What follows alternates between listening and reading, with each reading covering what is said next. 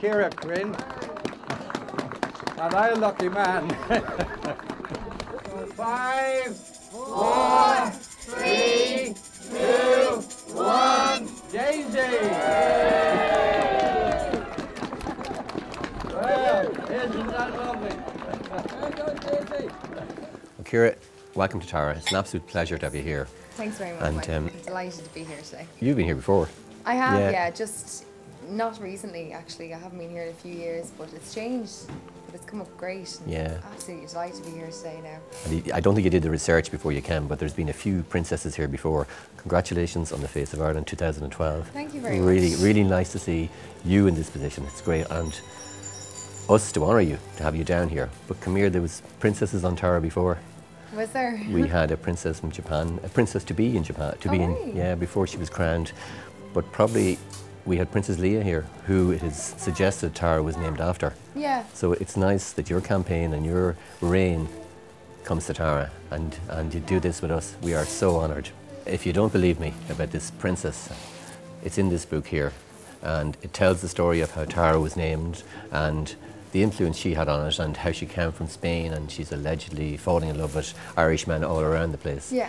And the book is full of stories like that. We had Dermot and Grania drugging all the Fina men at a big feast and running off with Dermot around Ireland, and the king wasn't happy because she was to marry him, and finally catching him in Sligo and then coming back to Tara, and loads of different stories. Some as modern as Daniel O'Connell arriving here and doing his monster speech on the hill. Yeah. And up in the Mount of the Hostages. And by the way, you're also sitting in the building that he had tea and scones in 150 years ago. So you're going to have the tea and scones before you go. I'll have to. Yeah, they're nice. And what else? There was, we had people over digging up the Rat of the Sinnets, so about 100 years ago, thinking the Ark of the Covenant was there, or David's harp was there, and the great stories of Douglas High, or Maud Gonne, and coming down to protest against it. She was great friends with W.B. Yeats, and they arrived down to what they called celebrate the coronation of the English king, but sang a nation once again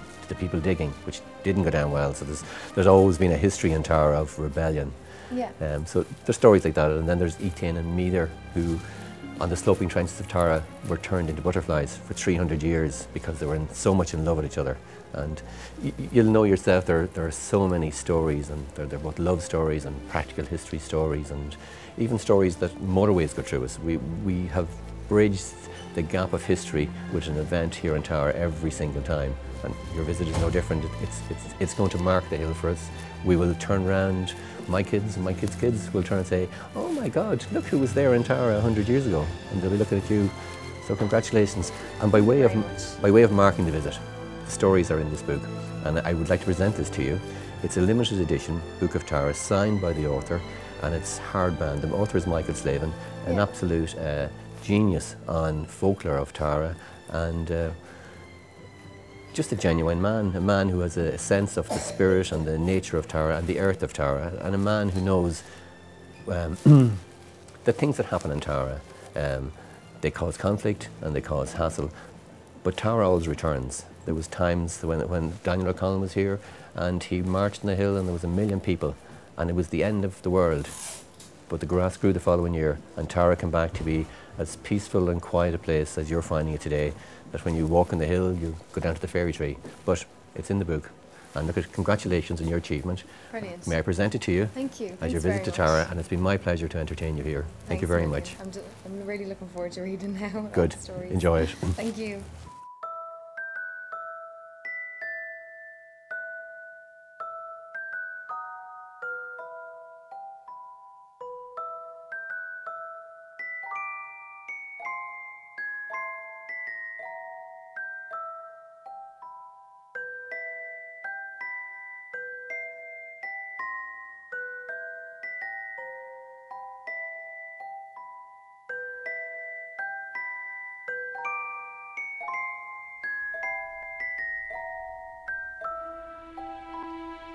Your family been up here on the hill?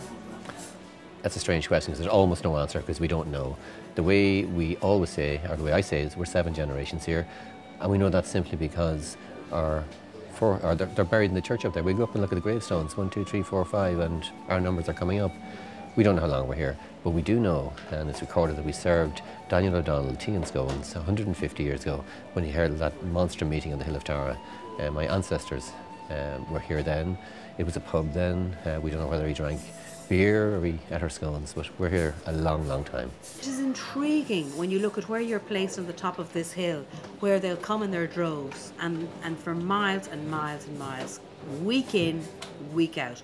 What do you think that's about, even across the winter? You've got to add in the mystery of the fairy tree, that the kids come up to make wishes, maybe for exams, maybe to thank you for something nice that happened in their lives, and not just the kids, the adults. The mystery of a fairy tree and all that evokes. The fact that it can stand up on a hill that has a monument on it that's 5,000 years old. It's older than the pyramids. There's carvings on the inside of the tomb that are 5,000 years old. There's the Leah Fall stone that was brought in from Scotland. There's the coronation stone of Ireland. There's the sacred wood down the back where you can walk along in this archway of trees, where we actually have a rowan tree, which is quite a scarce thing. And there's 2 of them down there at the moment. That's what brings them. You drive on the M3 onto the old M3, and 1 mile off that, you're on Tara, and you're in a different world. And you clock out of reality for those, hour or 2 you spend here, and 5 minutes later, you're back.